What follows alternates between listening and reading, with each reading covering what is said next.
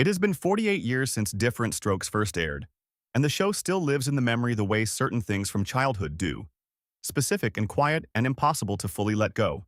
Those faces, that apartment, those children, they have not really left. But the people who inhabited them went on to lives that were, in almost every case, more complicated than anything a primetime sitcom could have prepared them for. There were love stories, some that lasted decades, some that ended in courtrooms. There were private battles with addiction, grief, and financial ruin. There were public scandals that made headlines and quiet betrayals that never did. And there were deaths, too many, and several that came far too soon. Settle in.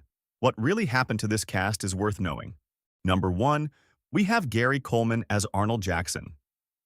Arnold was the irreplaceable comic spark of the show, the kid with the oversized personality and the perfectly timed double take who made a nation believe that wit could be its own form of armor. He was 10 years old when the show premiered in November 1978, earning $100,000 per episode at its peak and appearing across all 8 seasons. His presence was the reason the show worked. His timing at that age was something producers still, decades later, struggled to explain.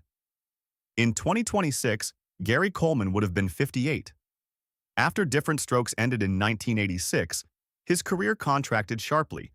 Sporadic television appearances, work as a security guard, a 2003 run for California governor that finished in 8th place. He filed for bankruptcy in 1999. There were assault charges, public humiliations, and a marriage to Shannon Price in 2007 that ended in divorce in 2008, though they were still sharing a home in Santaquin, Utah when his life ended. His adoptive parents had drained a trust fund estimated at $18 million down to $220,000 by the time he was old enough to look. He sued and recovered $1.28 million from the wreckage. He admitted in a 1993 interview to having attempted suicide more than once. What almost no one outside his circle knew is that from December 1985 onward, for the final 25 years of his life, Gary Coleman had no functioning kidneys. He performed scenes while on dialysis, medically compromised from childhood to the end. Gary Coleman died on May 28, 2010, in Provo, Utah, at the age of 42 from an intracranial hemorrhage suffered in a fall at his home. He spent his last years in a state that matched no one's idea of what a beloved child star deserved.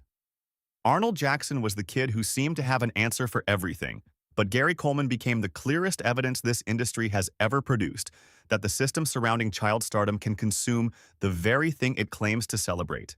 Number 2, we have Dana Plato as Kimberly Drummond.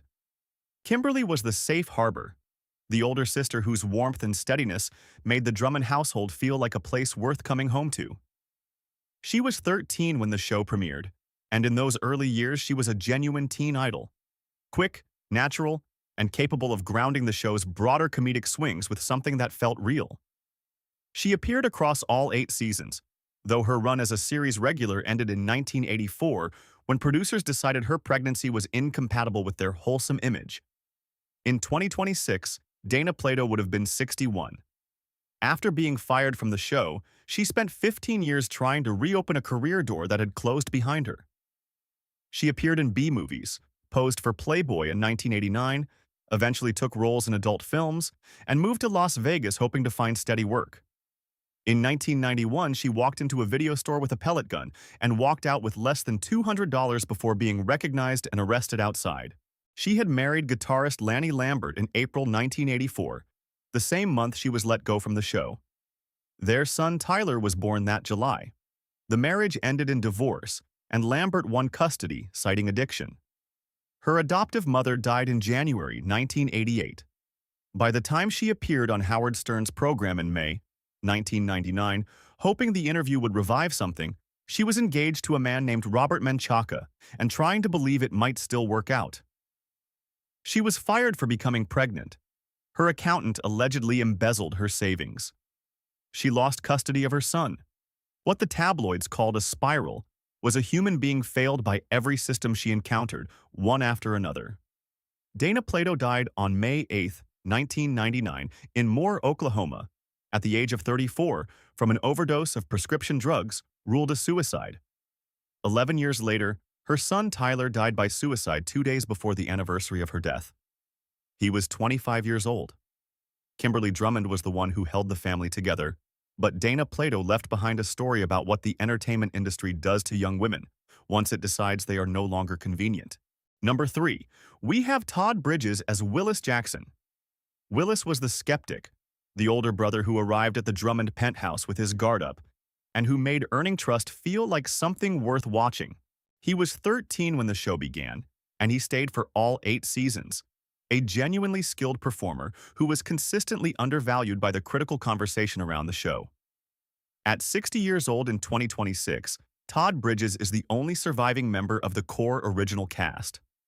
After Diff'rent Strokes ended in 1986, he fell into crack cocaine and methamphetamine addiction, not, as he later described, out of recreation, but out of an attempt to suppress the pain of childhood sexual abuse by a family publicist, compounded by a father who took the abuser's side. In 1989, he was tried for the attempted murder of a drug dealer, represented by Johnny Cochran, and acquitted. He entered rehabilitation in 1993 and has been sober for more than 30 years. His 2008 memoir, Killing Willis, detailed the full arc. He appeared in a recurring role on Everybody Hates Chris and has worked as a motivational speaker for decades. He was married to Dory Smith from 1998 to 2012, and they have 2 children together. In September 2022, he married designer Betty Jo Hershey in Beverly Hills. In January 2026, they announced their separation. The abuse, the father who didn't protect him, the decade lost to addiction. None of it appeared on the show. Willis had a father who answered every call. Todd Bridges spent his life without that, and has been honest about the cost for 30 years. Willis Jackson was the reluctant son who finally let someone love him, but Todd Bridges proved that the real story of survival runs longer and harder than any 8-season arc. Number 4, we have Conrad Bain as Philip Drummond. Philip was the moral center, the man who made a promise to a dying woman and kept it, whose willingness to do the right complicated thing was the entire engine of the show. He was 55 years old when the show premiered, a seasoned actor carrying decades of stage experience who brought exactly the warmth and authority the role required. His 6 years on Maude as the bumbling Dr. Harmon had established him on television, but Diff'rent Strokes, all 189 episodes, made him a father figure to an entire generation. He was 89 when he died in January 2013, having lived a long and stable life that stood in quiet contrast to nearly everyone else connected to this show. After Diff'rent Strokes, he starred in Mr. President alongside George C. Scott, and in 1996 reprised his role as Philip Drummond on the series finale of The Fresh Prince of Bel-Air. His daughter said after his death that he was a lot like his character. He had that warmth and stability. He married artist Monica Marjorie Sloan in 1945. They had 3 children and remained together until his death. 67 years. He was a Canadian Army veteran of World War II, a classically trained stage actor who came to Hollywood in his 50s, and by the account of everyone who worked with him, someone whose public persona required no adjustment. What most viewers didn't know is that throughout the years when his younger co-stars were struggling, both Bain and Charlotte Rae were quietly trying to reach Todd Bridges, coming to see him when he was incarcerated. Conrad Bain died on January 14, 2013, in Livermore, California, at the age of 89, from a stroke. His death arrived the way long and settled lives sometimes do, quietly, without unfinished business. Philip Drummond was the father who chose to act when nothing required it of him, and Conrad Bain left behind the life of a man who was, by every account, exactly who he played. Number 5. We have Charlotte Rae as Edna Garrett. Mrs. Garrett was the show's warmth made human, the housekeeper who functioned as the mother none of the children had and the conscience the adults couldn't always sustain on their own. She was 52 when she joined the cast in 1978, bringing a career spanning Broadway, film, and early television to a sitcom role that became the most defining work of her life. She appeared in 37 episodes of Diff'rent Strokes before leaving to headline The Facts of Life, which ran 9 seasons and earned her a Primetime Emmy nomination in 1982. Charlotte Rae died on August 5, 2018, at her Los Angeles home at the age of 92 from bone cancer. She had survived a pancreatic cancer diagnosis in 2009, caught early because her mother, uncle, and older sister had all died from it, and she had been vigilant about screening. After 6 months of chemotherapy, she was declared cancer-free. When bone cancer arrived in 2017, at 91, she said publicly she was going to fight it again because she had too much still happening. She married composer John Strauss in 1951. In the mid-1970s, he came out as bisexual and disclosed long-running affairs. The divorce in 1976 was, as she wrote in her 2015 memoir, The Facts of My Life, one of the hardest things she had ever survived. She remained his friend through his long battle with Parkinson's disease until his death in 2011. Their elder son, Andy, was autistic, suffered from epilepsy, and died of a heart attack in his mid-40s. She was also an alcoholic for much of her adult life, who got sober through Alcoholics Anonymous. None of this was visible on the show. Edna Garrett was the woman who made order out of chaos, and Charlotte Rae remained someone who faced the hardest private truths with that same unflinching steadiness until the very end.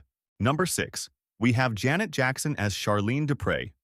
Charlene was Willis's girlfriend, present and warm at the edges of the show's central family, the kind of recurring character who made the world of the Drummond household feel larger than its core cast. She was 14 years old when she joined the show in 1980, appearing in 10 episodes across 4 seasons. She was already working steadily in television. Her credits included Good Times and Fame. But nothing about playing Charlene predicted what was coming. In 2026, Janet Jackson is 59 years old. After leaving the show, she released Control in 1986, an album that established her as an artist on her own terms, distinct from her family and unwilling to be defined by anyone else's vision. Rhythm Nation. 1814 followed in 1989. She has sold more than 180 million records over 5 decades. In 2004, a wardrobe malfunction at the Super Bowl halftime show became one of the most discussed moments in television history. And by her account, the consequences fell almost entirely on her, not on her co-performer. Her personal life has been carefully guarded. She married singer James DeBarge in 1984. The marriage was annulled the following year. She married music video director Rene Elizondo Jr. in 1991, keeping the relationship private for years. They divorced in 2000. She married Qatari businessman Wissam Almana in 2012. They separated in 2017, shortly after the secret birth of their son Isa, a pregnancy she had kept entirely out of public view.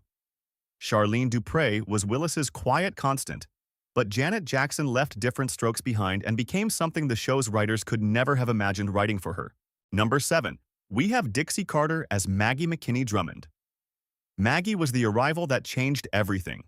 The woman who brought new love and a young son into a household that had settled into its routines, and who gave the show's later seasons their freshest emotional stakes. She joined the cast in February 1984, at 44 years old, appearing in 33 episodes before departing as the show changed networks. She was a theater-trained actress with 2 failed marriages behind her and the role that would define her career still a year ahead. After Diff'rent Strokes, Dixie Carter found what she had been built for. Designing Women ran for 7 seasons beginning in 1986, and her performance as Julia Sugarbaker made her a cultural fixture. She later earned an Emmy nomination for Desperate Housewives in 2007. She was candid about her time on Diff'rent Strokes. "I took the job for the money," she said, "nothing else, and that was all I got out of it." Designing Women was where she was supposed to be. She had met actor Hal Holbrook while making a television film in 1980. They married in 1984, the same year she joined the cast, and remained together for the rest of her life. He appeared regularly on Designing Women as her character's love interest. She had 2 daughters from previous marriages, and by all accounts the partnership with Holbrook was the great steady force of her personal life. Dixie Carter died on April 10, 2010, in Nashville at the age of 70, from complications of endometrial cancer, 2 months before Gary Coleman in the same terrible year. Maggie McKinney was the woman who brought new life to a household in need of it. And Dixie Carter proved in the years that followed that Diff'rent Strokes had been only a stepping stone to everything she was capable of. Number 8. We have Shavar Ross as Dudley Johnson. Dudley was Arnold's best friend, the loyal companion whose presence across nearly 6 seasons gave the show a continuity of childhood friendship that the central family plotlines rarely could provide. He was 9 years old when he joined the cast in 1980, appearing in 43 episodes. Among them was a two-part story in which Arnold and Dudley encounter a predatory neighborhood bike shop owner, one of the first episodes of American network television to address child molestation directly by name. In 2026, Shavar Ross is 55 years old. He continued working as an actor into the mid-1990s, appearing on The Fresh Prince of Bel-Air, Growing Pains, and Family Matters, before stepping away from performing. He became a pastor of a small, non-denominational church serving the entertainment community.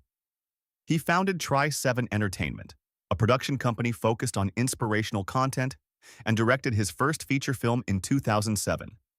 He has been married to Jacqueline Ross since 1992, and they have 2 children. In 2006, Ross disclosed publicly that the Bicycle Man episode had mirrored his own life in real time. While filming it, he was being abused by a man his family had taken in. The episode addressed what was actively happening to him, and no one on set had known. He has connected his later spiritual work directly to what that reckoning required of him. Of everyone on this cast who grew up in the spotlight, Shavar Ross is among the very few who stepped away cleanly, built a life on his own terms, and did so without requiring a public recovery arc to get there. Dudley Johnson was Arnold's companion through every scheme the show could invent, but Shavar Ross became one of the quietest examples of what former child actors can build when the ground actually holds. Number 9, we have Danny Cooksey as Sam McKinney. Sam was the new kid, the youngest addition to a household already stretched at the seams, the little boy who became Arnold's unexpected shadow in the show's final seasons and gave Gary Coleman's character someone smaller to look out for. He was 8 years old when he joined the cast in 1984, appearing in 48 episodes across the final 3 seasons. Outside of Diff'rent Strokes, he appeared as a punk teenager in Terminator 2, Judgment Day in 1991, starred on Nickelodeon's Salute Your Shorts, and built a sustained voice, acting career that has continued across 3 decades, including work on Kim Possible and the Little Mermaid animated series. In 2026, Danny Cooksey is 50 years old, and his voice acting work remains active. The professional transition from child actor to working performer has gone more smoothly than it did for many of his Diff'rent Strokes peers. His marriage ended in contested proceedings that produced difficult allegations. His wife sought a restraining order citing erratic and controlling behavior, alleged that he had used their young son, who had epilepsy, to monitor her, and stated that he was in rehabilitation for alcohol and drug abuse at the time of the filing. What Sam represented on screen was cheerful renewal, the youngest child in a family with enough love left to give.